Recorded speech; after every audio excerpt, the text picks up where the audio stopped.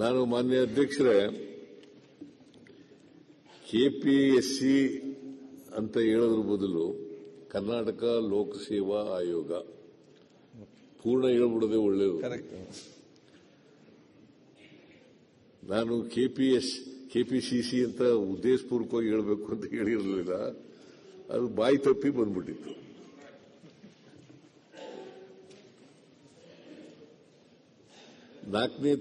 ಈ ತಿಂಗಳು 4ನೇ ತಾರೀಕು ವಿರೋಧ ಪಕ್ಷದ ಸದಸ್ಯರು ಕೆಪಿಸಿಸಿನಲ್ಲಿ ಕೆಪಿಎಸ್ಸಿನಲ್ಲಿ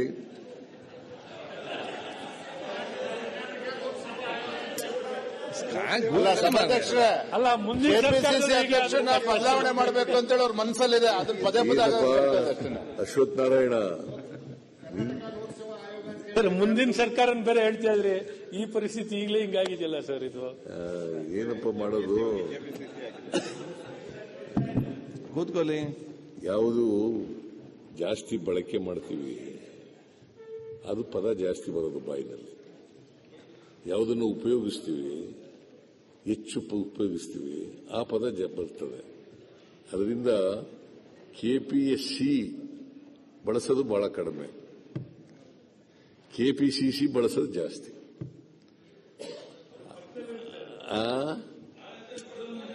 ಅವರ ಅಧ್ಯಕ್ಷರು ನಮ್ಮ ಪಕ್ಷದ ಅಧ್ಯಕ್ಷರು ಅವರು. ನಿಮಗೆ ಹೇಗೆ ವಿಜೇಂದ್ರ ಅಧ್ಯಕ್ಷರು ಅಂತ ನೀವು ಹೇಳ್ಕೊತೀರಿ, ಹಾಗೆ ಅವರು ಅಧ್ಯಕ್ಷರು.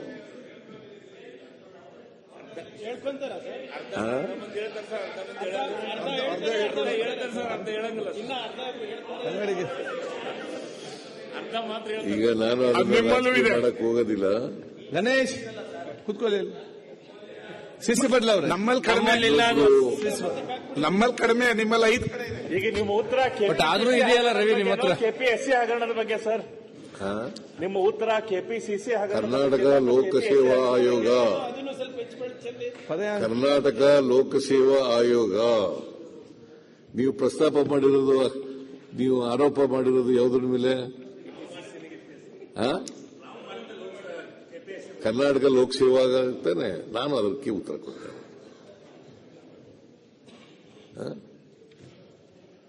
ಮೊನ್ನೆ ಅಧ್ಯಕ್ಷರೇ 4/3/2025 ಅವತ್ತು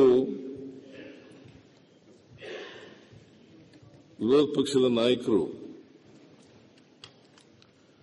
ಒಂದು ನಿಲುವಳಿ ಸೂಚನೆಯನ್ನು ಮಂಡಿಸಿದ್ದಾರೆ.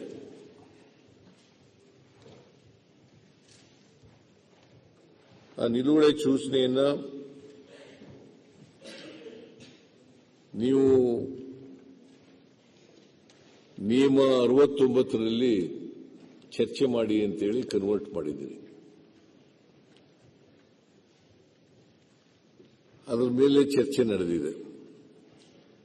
ವಿರೋಧ ಪಕ್ಷದ ನಾಯಕರು ಮತ್ತೆ ಬೇರೆ ಮಾನ್ಯ ಸದಸ್ಯರುಗಳು ಎಲ್ಲರೂ ಕೂಡ ಇತ್ತೀಚೆಗೆ ಕೆಪಿಎಸ್ಸಿನಲ್ಲಿ ನೋಡಿ, ನಾನು ಆಯೋಗ ಪದೇ ಪದೇ ತಪ್ಪಾಗದ್ ಬೇಡ. ಹೋಗೋದು ನನಗೆ ಲೋಕಸೇವಾ ಆಯೋಗ ಕೆಪಿಸಿಸಿ ಹೋಗಿ ಕೆಪಿಎಸ್ಸಿ ಹೋಗಿ ಕೆಪಿಸಿಸಿ ಔಟ್ ಎಂದು ನನಗೆ ಕನ್ಫ್ಯೂಸ್ ಆಗ್ತಾ ಇತ್ತು. ನೀವು ಹೇಳಿ ಹೇಳಿ ಹೇಳಿ ಕೆಪಿಸಿಸಿ ಯಾವುದು ಆಮೇಲೆ ಕೆಪಿಎಸ್ಸಿ ಯಾವುದು ಕನ್ಫ್ಯೂಷನ್ ಬಂದ್ಬಿಟ್ಟಿದ್ದೀರಿ ಎಲ್ಲರಿಗೂ. ಕನ್ಫ್ಯೂಸ್ ಮಾಡೋದ್ರಲ್ಲಿ ಎಕ್ಸ್ಪರ್ಟ್ ಇದ್ದೀರಾ ನೀವು. ಕೆಪಿಎಸ್ಸಿ ಹೋಗಿ ಕೆಪಿಸಿಸಿ ಔಟ್ ಈಗ ಅಶೋಕ ಅಲ್ಲ, ಅದಕ್ಕೆ ಲೋಕಸೇವಾ ಆಯೋಗ ಅಂತ ಹೇಳ್ಬಿಡಿ. ಶಾರ್ಟ್ ಟರ್ಮ್ ನಲ್ಲಿ ಹೇಳೋದು ಬಿಟ್ಬಿಟ್ಟು ಲೋಕಸೇವಾ ಆಯೋಗ ಅಂತ ಹೇಳ್ತಾರೆ ಅಷ್ಟೇ. ಕರ್ನಾಟಕ ಲೋಕಸೇವಾ ಆಯೋಗದಲ್ಲಿ ಇತ್ತೀಚೆಗೆ ಪ್ರಿಲಿಮಿನರಿ ಎಕ್ಸಾಮಿನೇಷನ್ ಆಗಿದೆ. ಗೆಜೆಟೆಡ್ ಪ್ರೊಬೇಷನರ್ಸ್ಗೆ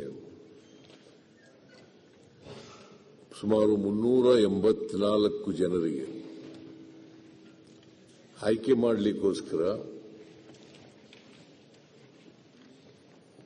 ಪ್ರಿಲಿಮಿನರಿ ಎಕ್ಸಾಮಿನೇಷನ್ ನಡೆದಿದೆ. 3 ಹಂತದ ಎಕ್ಸಾಮಿನೇಷನ್ ಇರ್ತದೆ. ಪ್ರಿಲಿಮಿನರಿ ಎಕ್ಸಾಮಿನೇಷನ್, ಮೇನ್ ಎಕ್ಸಾಮಿನೇಷನ್, ಆಮೇಲೆ ಪರ್ಸನಾಲಿಟಿ ಟೆಸ್ಟ್ 3 ಹಂತದಲ್ಲಿ ನಡೀತದೆ. ಮೊದಲನೇ ಹಂತದಲ್ಲಿ ಪ್ರಿಲಿಮಿನರಿ ಎಕ್ಸಾಮಿನೇಷನ್ ನಡೀತದೆ.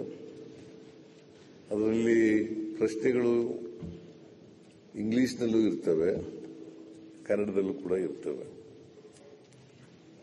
ಇದು ಆಬ್ಜೆಕ್ಟಿವ್ ಟೆಸ್ಟ್.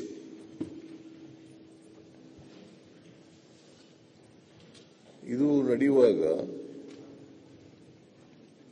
ಇಂಗ್ಲಿಷ್ನಿಂದ